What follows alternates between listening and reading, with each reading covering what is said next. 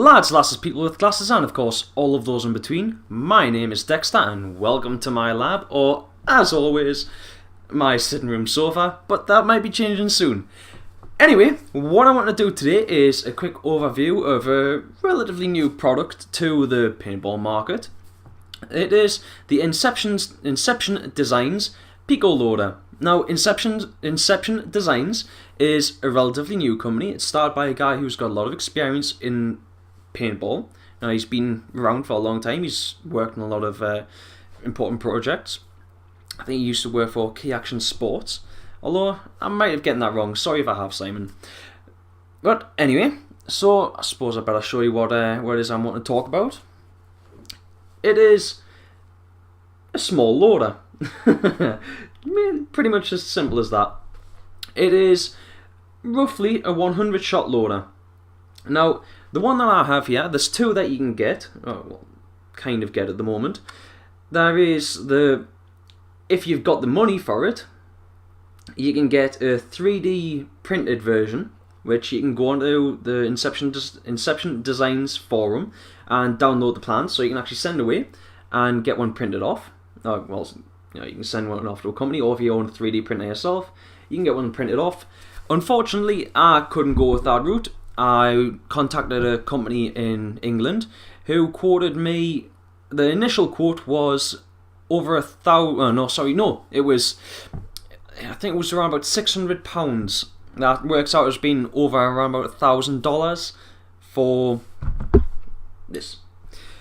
The second option that you can go for, especially if you contact Simon on either Inception Designs on Facebook, or you can go on the Inception Designs forum, contact Simon, and you can get the Inception Designs Pico loader molded shells.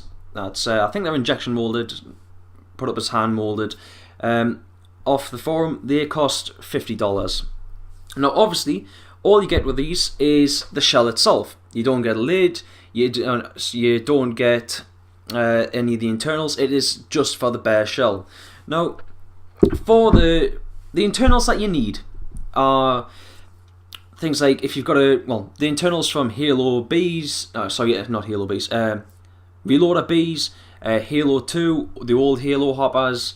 I believe you can use the Prophecy internals as well, and I think that's another kind, but I can't really remember. And for some reason, I can't actually get onto the forum at the minute, so I couldn't actually search that before the video. But personally, I will be using old Halo internals. It's brilliant if you've got one lying around. These things are going to make ideal pump hoppers, especially, you can hold up to 100 rounds in them. Now, obviously, how many rounds you can hold in it will depend on if you're going for a speed feed, which is going to hold a few less, because obviously when you put your paint in, you can't get this good a dispersal, and the paint won't go behind the lid. Behind the speed feed. However, if you were to go with a lid, you would get a slightly larger ball capacity in there. But other than that, the hand molded shells. Now, obviously, I can't give any information on the 3D molded ones. I haven't got one, so I can't do that. I'm only going to be talking about the hand molded ones for the moment. Now, when you get these, if you're taking the screws out of say an old Halo or a Prophecy, something like that, if I transfer over into this, some of the screws you may want to trim them down. Personally, I'm not that fussed, but as you can see there, I think that's the best angle to see it there. Some of the screws do go through and are just unsure. That's not a big issue for me. I don't think that's going to make any difference to the performance of the hopper at all. It just means it's going to be carrying a few grams more in weight. Other than that, no, they're quite well built. If you're familiar with some of the old Winchester hoppers, it seems to be pretty much the same sort of material. They are quite hard for the most part, so that should stand up a few hits. Even if it didn't, for $50, it's not that bad in all fairness. But especially considering what you actually get with it, you get battery door, which I'll just see if I can slide out there. Battery door. Because I haven't actually got any internals in mine at the moment, you can't see it, but you've got your little rip clip. It's a custom rip clip with this one. I think it's a rip clip, you know, the little handle thing, because the traditional ones, with it being sloped, try and get the right angle yet again there, with it being sloped there, the traditional ones would grind against the bottom of the body here. So the Inception Designs rip clip thing is actually tapered out over, so it turns a little bit better.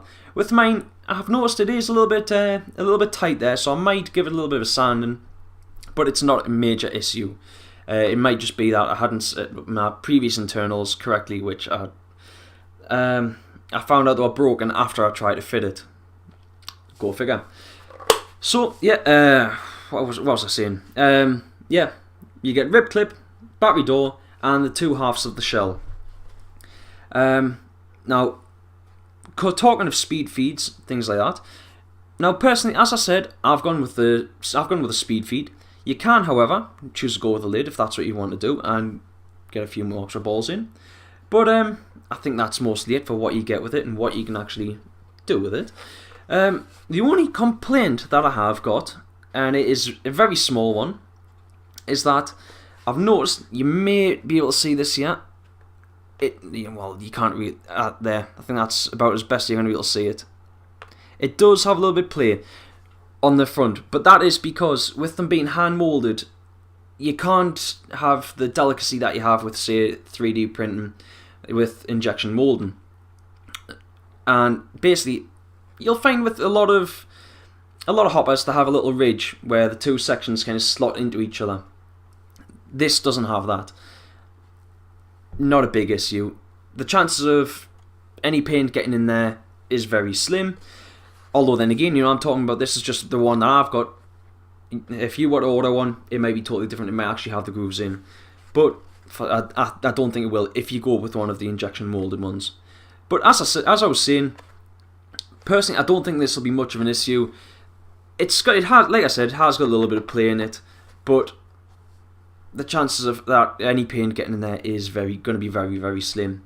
Only other fault that I had, and yet again it's a very minor fault, was the feed neck needed a little bit of sanding down. It's not really a fault, it's more just the fact that the feed necks on the markers that I use are quite small. I think that's mostly it. If you do happen to have any questions, you know, feel free to ask us. Just post them up in the comments section, and I shall get back to you as soon as I possibly can. Which, you know, could be at any time.